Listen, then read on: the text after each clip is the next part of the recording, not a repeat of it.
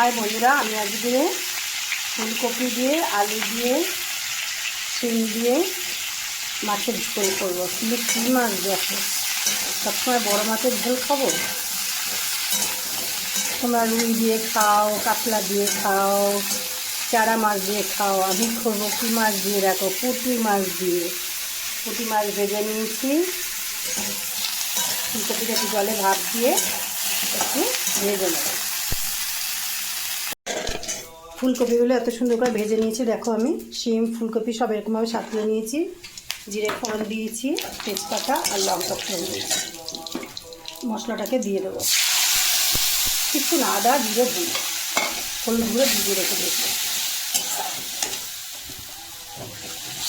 এটাকে সুন্দর করে কষাবো।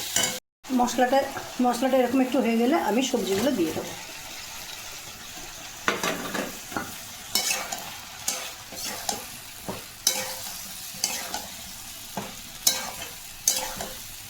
এই সময় ছোটো মাছের তরকারি খেতে খুব ভালো লাগে, আর পুঁটি মাছ তো ঝোল ঝাল সবই খেতে ভালো লাগে।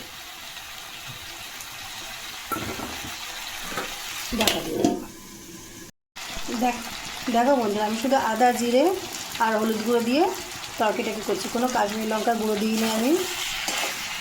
তরকারিটা কষা হয়ে গেছে, আমি এবারে জল দিয়ে দেবো।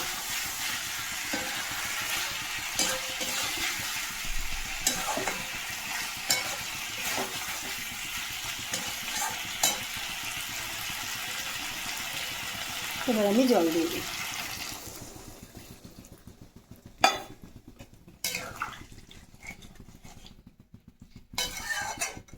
হ্যাঁ, ঠিকই ভাবছো, এগুলো কী দিয়েছি আমি? সয়াবিন। খুব ভালো লাগবে গো।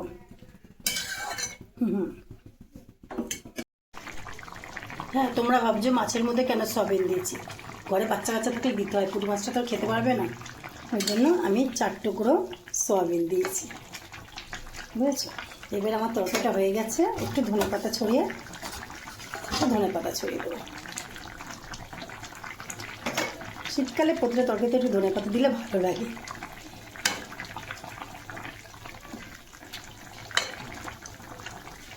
এবার ঢাকা দিয়ে রেখে দিই আমি। দেখো, তরকারিটা আমার হয়ে গেছে। আজকে আর বিশেষ কিছু করব না আমি। দেখো, সব রকম ভাতে দিয়েছি, উচ্ছে আলু কুমড়ো ভাতে দিয়েছি, আর প্রেশারের মধ্যে একটু ডাল সিটি দিয়ে নেবো। আজকের মতন রান্না আমার শেষ।